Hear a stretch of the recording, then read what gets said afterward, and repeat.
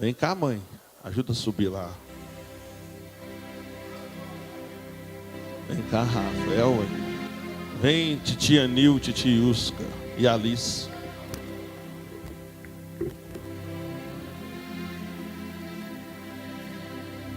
Os irmãos já conhecem, né? Só não conhece essa daqui, ó. Que foge do titio. É Alice. Vamos orar.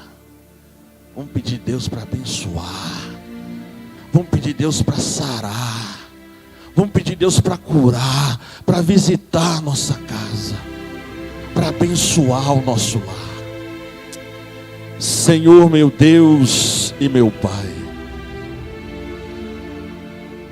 o Senhor criou o homem, Pai, na dependência do Senhor. Foi o Senhor quem deu família ao homem. O mundo tenta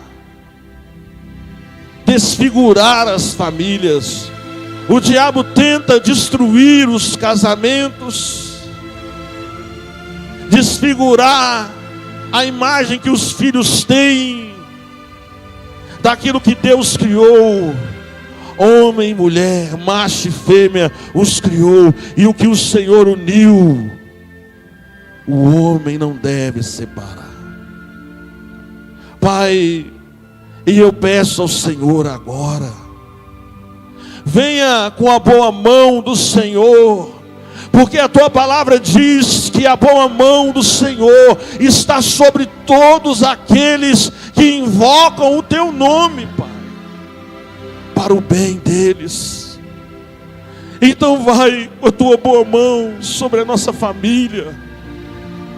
Que mãos melhores poderia haver, meu Pai, para tocar no nosso cônjuge, tocar nos nossos filhos, tocar nos nossos familiares, trazendo cura, trazendo restauração, trazendo salvação, trazendo mudança, trazendo libertação, abrindo portas e fechando portas, ó Pai.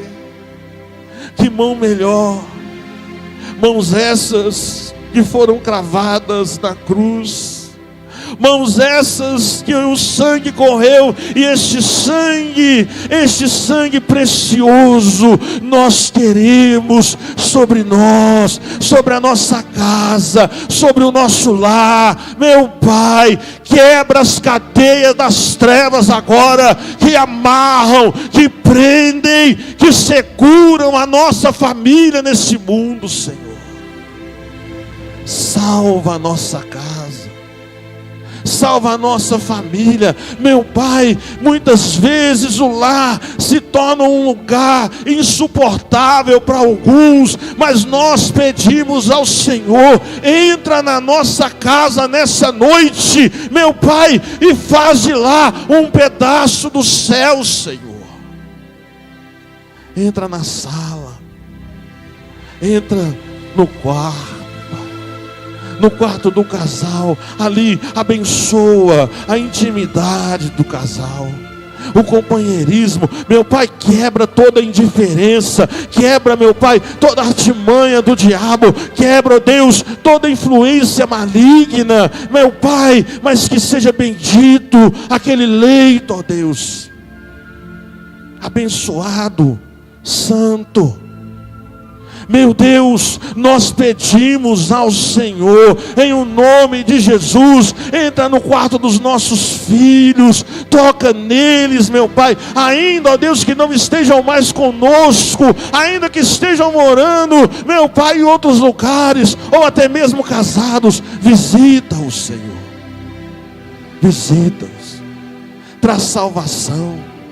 Pai, guarda-os, porque nós não podemos tudo, mas o Senhor pode todas as coisas. Então o Senhor pode os livrar do mal, o Senhor pode impedir, meu Pai, que o mal os seduza, os convença, os trague. Coloca os teus anjos ao derredor, ó Pai, da nossa casa.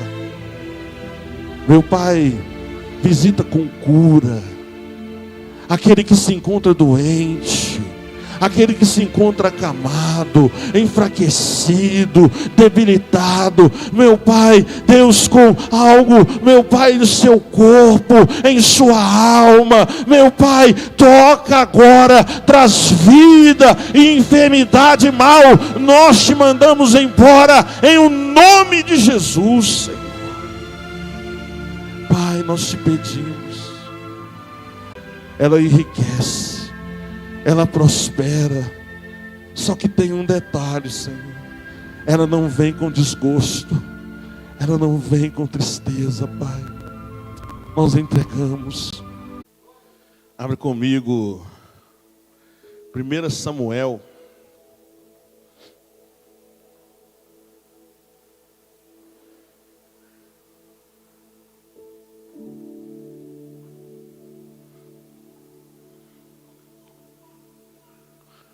Samuel, capítulo 1.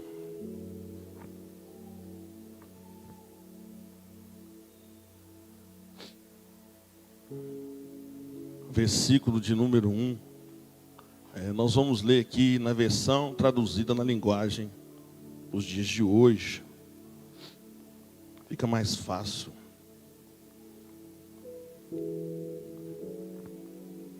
Quem achou, diga amém. Diz assim: havia um homem da tribo de Efraim, chamado Eucana, que vivia na cidade de Ramá, na região montanhosa de Efraim. Ele era filho de Jeroão, neto de Eliú, bisneto de Tou, trineto de Zufé. Eucana tinha 2 mulheres. Hoje não pode mais não, viu, irmãos? Só naquela época era permitido. Ana e Penina. Qual que era o nome das mulheres? Muito bem, irmão. Penina tinha filhos, porém Ana não tinha. Todos os anos Eucana saía da sua cidade e ia a Siló, a fim de adorar e oferecer sacrifícios ao Senhor Todo-Poderoso. Ofi e Finéias, os filhos de Eli, eram sacerdotes do Senhor Deus em Siló. Cada vez que Eucana oferecia o seu sacrifício, ele dava uma parte para Penina e outra para todos os filhos e filhas. Mas para Ana, ele dava 2 vezes mais. Eucana amava muito, embora o Senhor não lhe permitisse que ela tivesse filhos. Penina, sua rival, provocava e humilhava Ana, porque o Senhor não permitira que ela tivesse filhos. Isso acontecia ano após ano. Sempre que iam ao santuário do Senhor, Penina irritava tanto Ana, que ela ficava só chorando e não comia nada. Um dia, seu marido Eucana lhe perguntou: Ana, por que você está chorando? Por que não come? Por que está sempre triste? Por acaso eu não sou melhor para você do que 10 filhos? Diga amém. Diga graças a Deus. Diga assim: Senhor meu Deus e meu Pai, eu te peço, nessa noite, abre os meus olhos espirituais, para que eu receba a revelação da tua palavra, em o nome de Jesus, amém e amém. Assenta no seu lugar.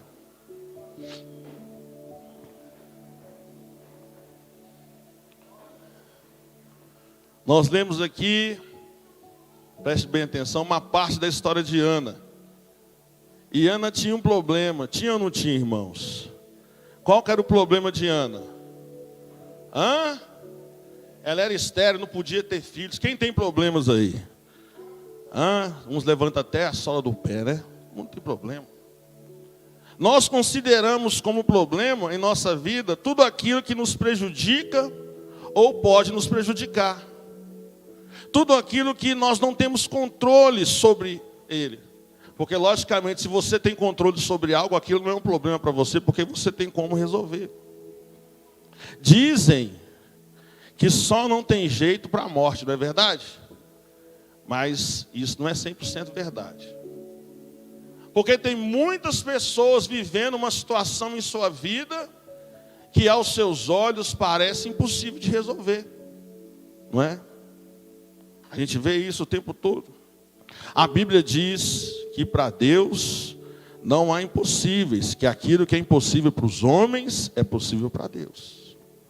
Mas, irmãos, nós precisamos viver isso na prática, não é verdade? Do que adianta saber dessas coisas se essas coisas não são práticas na nossa vida? E é isso que Deus quer nos ensinar hoje. E através da história de Ana. Porque Ana, ela tinha algo na sua vida, um problema que ela não conseguia resolver, estava fora do controle dela. E pior que isso, além de Ana não conseguir resolver, ainda tinha alguém para ficar apontando esse problema, esse defeito na vida dela. Porque pior do que ter problema é ter gente para ficar apontando, né? E muitas vezes na nossa vida, na nossa casa, na nossa família é assim. A família, ela é um lugar onde nós crescemos e nos desenvolvemos, mas lá dentro existem muitos problemas para serem resolvidos. E quando é dinheiro, a gente trabalha. Quando é algo que nós temos que construir, nós nos esforçamos em fazendo. Mas quando o problema é com gente, aí a coisa fica complicada. Não é verdade? Quando o problema é o filho, é a esposa, é o esposo, é o neto, é o sobrinho, é o enteado, aí as coisas ficam complicadas. Porque você não tem remédio para a pessoa virar gente, tem? Tem remédio para a pessoa tomar jeito? Não tem. E a Ana tinha esse problema e ela fazia algo que nós não podemos fazer. E se você quer ficar livre do seu problema, se você quer resolver o seu problema, quantos querem resolver o seu problema aqui nessa noite? Eu até coloquei o nome dessa mensagem: o problema é seu. Quem já ouviu isso de alguém aí? É grosseiro, né? Mas eu coloquei 3 pontinhos assim, coloquei Senhor depois. O problema é seu, Senhor. Ana, ela fazia, o que ela fazia? Ana, em vez de brigar com Deus, Ana brigava com o problema. Se você quer ficar livre do seu problema, a primeira coisa que você tem que fazer, pare de brigar com o problema. Quem aqui já fez gemada? Hoje não sabe, o pessoal não sabe o que é gemada, né? Quem já fez glacê, né? Quem já bateu um bolo, a clara do ovo, né, Lu? Quanto mais você bate, mais ela... O problema é assim. Quanto mais você bate, quanto mais você briga, mais ele cresce. Olha a atitude de Ana, verso 7 de 1 Samuel. Olha qual que era a atitude de Ana com relação ao seu problema. Diz assim: isso acontecia ano após ano. Sempre que iam ao santuário do Senhor, Penina irritava tanto Ana, que Ana ficava chorando e não comia. Ana se irritava, Ana se afligia. E olha, o marido de Ana amava muito Ana e dava a ele uma porção dobrada de tudo aquilo que era direito dos outros. Ele dava 2 vezes para ela. Mas você sabe, Ana estava vivendo tanto problema que Ana estava perdendo o amor do marido. Muitas vezes nós vamos brigando, vamos bater no problema e nós vamos nos angustiando, vamos nos entristecendo e nós começamos a fazer parte do problema e ser problema dentro de casa. Né? Então, a Ana tinha que parar. E a primeira coisa, irmãos, que você tem e eu tenho que fazer é parar de ficar brigando com os problemas da nossa vida. ficar reclamando, ficar xingando, ficar apontando, ficar, impugnando as pessoas, caçando as pessoas, não resolve o problema. Se falar resolver esse problema, já estava tudo resolvido, é ou não é? Se ficar sem dormir, se andar nervoso, se ficar pensando em problema, resolver esse problema, já estava tudo resolvido. Porque tem gente que almoça problema, dorme problema, levanta problema, toma café da manhã problema, o problema não sai de dentro dele e ele não sai de dentro do problema. Mas se você quer resolver o seu problema nessa noite, Deus está mandando te dizer: pare de brigar com o seu problema. A segunda coisa, se você quer ficar livre do seu problema, quantos querem ficar livre do seu problema e receber o seu milagre? Coloca o seu problema para fora. Expulsa o seu problema. O que diz a Bíblia no verso 10? A Bíblia diz assim que um dia Ana havia se levantado aflita, e ela chorou muito e orou ao seu Deus. Na outra tradução, coloca a tradução normal, Valdemar. A Bíblia diz assim: levantou-se Ana e com amargura de alma orou ao Senhor e chorou abundantemente. O que Ana estava fazendo? Porque todo ano Ana chorava e brigava. Todo ano Ana batia no problema. Penina vinha e debochava dela, ela descontava nela, descontava no marido. Mas nesse dia, Ana tomou uma atitude diferente. Ela parou de bater no problema dela e ela foi para o joelho, ela foi para a oração. E a Bíblia diz que ela, com amargura de alma, porque é assim, quando nós vamos curtir no problema, você sabe, quando você não coloca certas coisas para fora, aquilo tem o poder de amargar você, aquilo tem o poder de adoecer você. Tudo que nós comemos, desce para o nosso estômago, é digerido e passa a fazer parte do nosso corpo. Assim também são os problemas. Tem gente que fica ruminando o problema vem na boca. Sabe o que é ruminar? O boi, ele come, mastiga, vai no estômago dele e volta na boca, vai no estômago dele e volta na boca, e aquilo até ser digerido. Tem gente que fica ruminando o problema, não põe o problema para fora. Olha, Ana, ela chorou abundantemente, com amargura de alma, e derramou aquilo. Tem gente que não gosta de chorar, acha que chorar é sinal de fraqueza. Mas eu vou dizer para você, 3 vezes Jesus chorou na Bíblia. Os pesquisadores dizem que o choro produz uma espécie de analgésico natural quando é formado, e libera uma série de hormônios no nosso organismo. Essas substâncias trazem uma sensação de bem-estar e ajudam a apaziguar a dor física e emocional. E eu estava pensando, aí a gente dá umas varadas dos meninos e fala: não chora não. Tem que deixar chorar, né? Agora eu aprendi. Ah, pastor, mas se as pessoas me verem chorando, vão achar que eu estou com problema, e não está. E quem não tem problema, que atire a primeira pedra. Agora, quem quer ficar livre dos seus problemas aí? Põe para fora.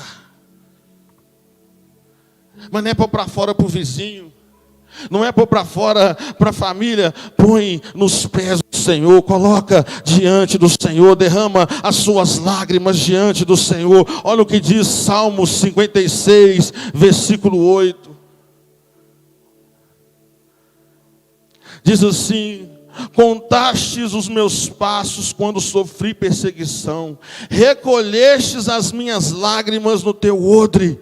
Não estão elas inscritas no teu livro? Quando você derrama o seu coração, quando você rasga a sua alma, quando você se derrama diante do Senhor e você chora, vou dizer para você, as suas lágrimas não vão para o chão, elas não se perdem, mas os anjos do Senhor vêm recolher as suas lágrimas, colocam no odre do Senhor, e elas estão escritas no livro do Senhor. E na hora que completar a medida, Deus derrama bênção sobre a sua vida. Olha o que Ana diz ao profeta, verso 15. Ela diz assim, porque o sacerdote achou que Ana estava bêbada, que Ana estava embriagada, porque Ana estava em uma atitude desesperada ali dentro.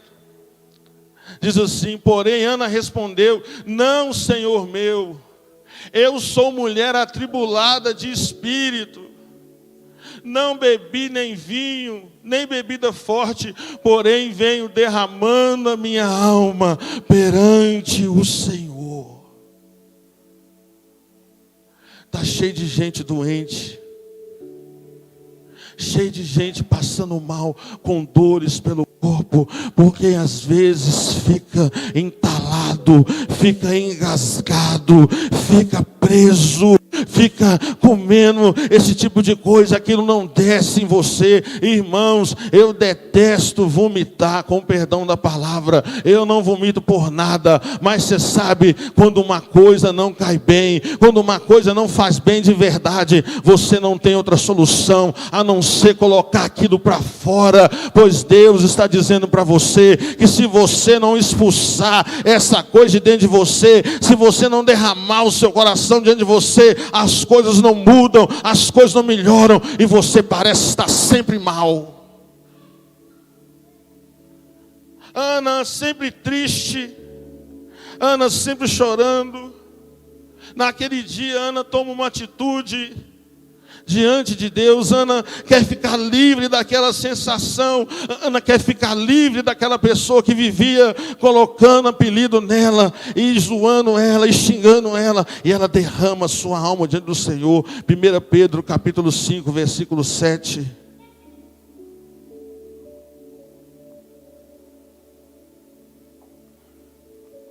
Vai dizer assim, lançando sobre ele toda a vossa ansiedade, porque ele tem cuidado de vós. Diga amém. Ansiedade. Sabe o que é ansiedade? Ansiedade é desejo com angústia. Porque a angústia provocada pela demora. Por que Ana estava angustiada? Porque Ana, após Ana, ela subia no templo, a sua rival a irritava, e ela voltava sem o seu milagre, ela voltava sem a sua bênção. Ano após ano, ela ia vivendo aquela situação, e ela foi ficando ansiosa, angustiada. Não comia, não bebia, não adorava ao Senhor. Estava perdendo para o problema. Deus não te fez para perder para o problema, Deus te fez para derrubar esse gigante na sua vida. Mas você tem que aprender como.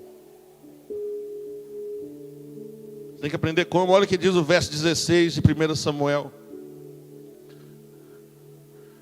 Olha o que Ana está colocando diante do Senhor. É engraçado, porque ela não fala para Eli, o sacerdote, o que estava acontecendo. Ela só fala assim: não tenhas, pois, a tua serva por filha de Belial, porque pelo excesso da minha ansiedade e da minha aflição é que tenho falado até agora. A ansiedade, a aflição são males dos nossos tempos, que tem feito com que pessoas se tranquem, pessoas pulem num abismo de tristeza e angústia. Mas o Senhor está aqui para te livrar dessas coisas nessa noite. Apenas coloca isso para fora. Entrega essas coisas para Deus. A Bíblia diz que Ana fez um voto. O voto justamente é isso. Verso 11 vai dizer que Ana fez um voto. Olha o que diz 1 Samuel capítulo 1, verso 11. E fez um voto dizendo: Senhor dos exércitos, se benignamente atentares para a aflição da tua serva, e de mim te lembrares, e da tua serva não te esqueceres, e lhe deres um filho varão, ao Senhor darei por todos os dias da sua vida. O que é um voto? Deus me deu uma definição de voto que não está no dicionário. Voto é a entrega antecipada daquilo que você ainda não tem, mas crê que já recebeu. Você entendeu, pastor? Não entendi. Porque o que é fé? Fé é certeza nas coisas que não se vê, mas se espera. Quando você faz um voto, você tem que cumprir o seu voto. Ana fez um voto na certeza que entregando para Deus aquilo que ela queria, Deus daria a ela. Então ela fez uma entrega antecipada daquilo que ela ainda não tinha, mas já tinha recebido pela fé.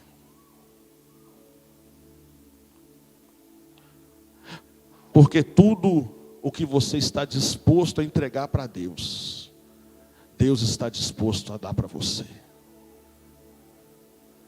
Mas nessa noite você precisa colocar isso para fora. Dizem que olhos secos são sintomas de um coração duro. Não que você tenha que chorar à toa, mas tem gente que não chora por nada. Tem gente que acha que chorar é ser fraco. Pois o apóstolo Paulo diz que quando eu sou fraco, é que eu sou forte. É quando eu me derramo diante do Senhor. É quando eu coloco a minha vida diante do Senhor. É quando eu já não estou mais importando, porque Ana correu um risco de ser mal interpretada pelo sacerdote e foi. Eli achou que ela estava bêbada, mas ela disse, não, eu estou aqui, é pelas minhas aflições e angústias, eu estou derramando a minha alma diante do Senhor. E sabe o que aconteceu, irmãos? Ana recebeu a solução do seu problema pela fé. Como que eu sei disso? A Bíblia diz que mudou o semblante de Ana.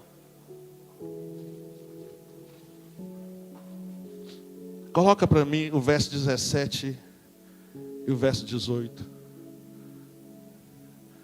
Diz assim, olha. Então lhe respondeu Eli, o sacerdote, vai-te em paz, e o Deus de Israel te conceda a petição que lhe fizeste. Verso 18. E disse ela, ache a tua serva mercê a favor diante de ti. E assim a mulher se foi pelo seu caminho. E olha só, depois que ela parou de brigar com o problema, depois que ela colocou tudo para fora, a Bíblia diz que ela mudou. Agora Ana está comendo e o seu semblante já não era de tristeza. Ana já sabia que Deus tinha dado a ela o que ela queria.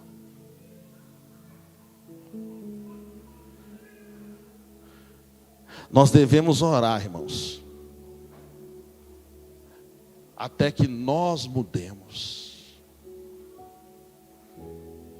Se a sua oração não te muda, como que vai mudar as pessoas que você ama e você quer bem? Enquanto Ana brigava, enquanto Ana não comia, se aborrecia, ela preocupava Eucana, porque a mulher chorando, a mulher não come, a mulher está nervosa. Você acha, irmãos, quando você está nervoso, o casamento aí a gente sabe, né? O que precisa para nascer filhos? O que precisa? Não precisa falar não, todo mundo sabe, não é verdade? Mas quando não está bem, quando está com raiva, quando está aflito, não tem intimidade. Ana vivia brigando com problema e começou a virar problema do seu marido, problema da sua casa. Mas depois que ela se derramou, que ela colocou o coração dela, quem mudou não foi Eucana, não foi Penina, de repente continua a mesma. Mas a Bíblia diz que agora Ana está comendo, Ana está participando do sacrifício, agora Ana está sorrindo, Ana está alegre, Ana está bem, está vendo borboleta, flor, está vendo tudo bonito, tudo azul. E a Bíblia diz então, quando ela chegou em casa com o marido dela, ela foi namorar.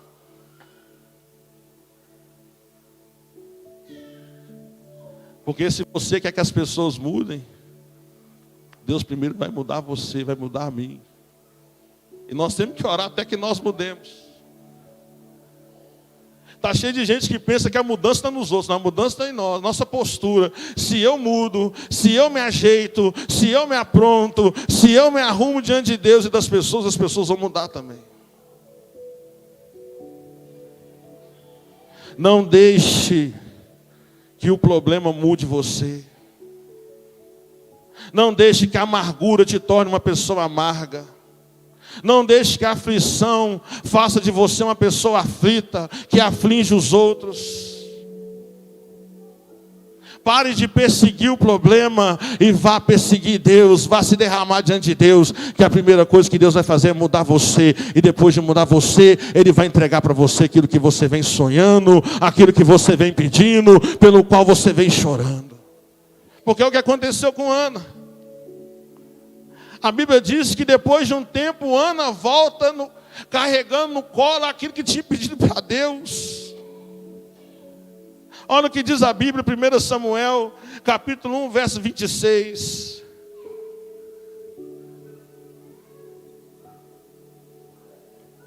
Ela se encontra de novo com o sacerdote e disse assim: e disse ela: ah, meu Senhor, tão certo como vives, eu sou aquela mulher. Sabe aquela mulher que você achou que estava bêbada? Sabe aquela mulher que estava chorando, derramando a sua alma, derramando das suas angústias e tribulações? Eu sou aquela mulher aqui, que esteve aqui contigo, orando ao Senhor. Verso 27. Por este menino eu orava. Agora entra Ana na igreja, não mais para chorar, mas para agradecer com o milagre no colo e mostrar para as pessoas, mostrar para o sacerdote: meu irmão, Deus não te quer irritado, Deus não te quer nervoso, brigando com problema não. Deus quer entregar para você o pedido da sua oração, para você andar com Ele pela rua, para você levar para sua casa, para você entrar com Ele na igreja, mostrando para todo mundo que Deus fez na sua vida e se alegrando. Olha só, a cara dela agora é outra, agora o coração dela é outro, mas não mudou no dia que ela estava concebendo neném, mudou no dia que ela derramou a alma dela diante do Senhor. A gente começa a ter problema dentro de casa. Por exemplo, eu tenho problema, eu chego em casa, desconto nos filhos, desconto na esposa, desconto todo mundo. O que Eucana tinha com a esterilidade de Ana, para Ana rejeitar o amor dele? Porque se você deixar, antes que Deus resolva o seu problema, você vira problema para os outros.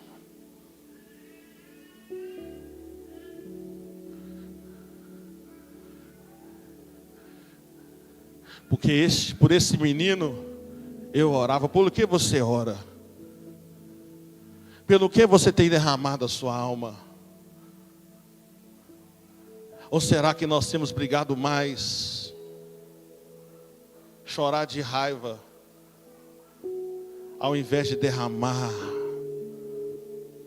nos entornar, nos esvaziar diante de Deus?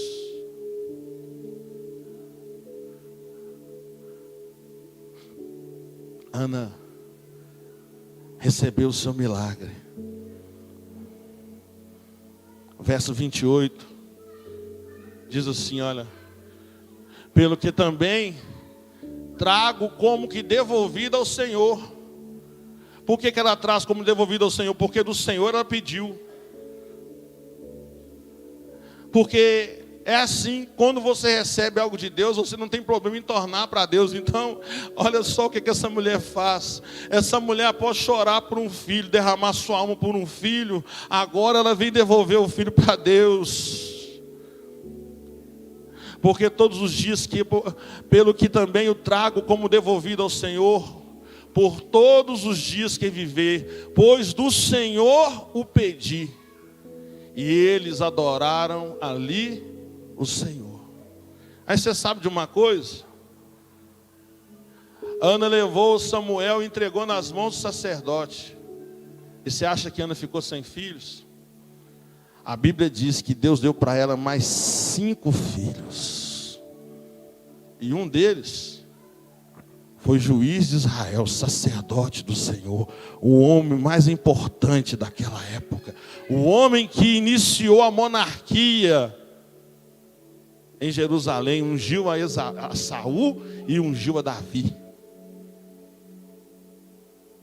Porque brigar não resolve nada, se irritar não resolve nada. Agora, se derramar diante do Senhor, entregar a sua vida nas mãos dele, pode mudar a sua história. Verso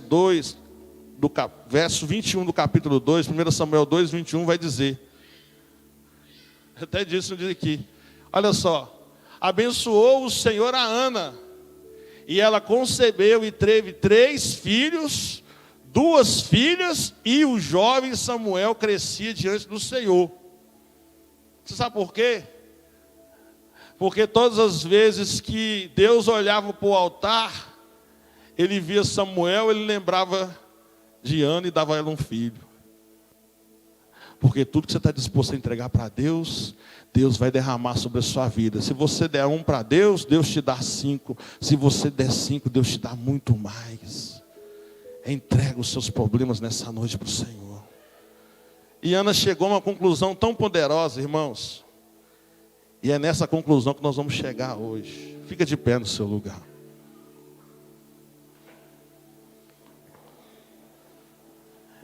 E a conclusão de Ana, depois de ver essa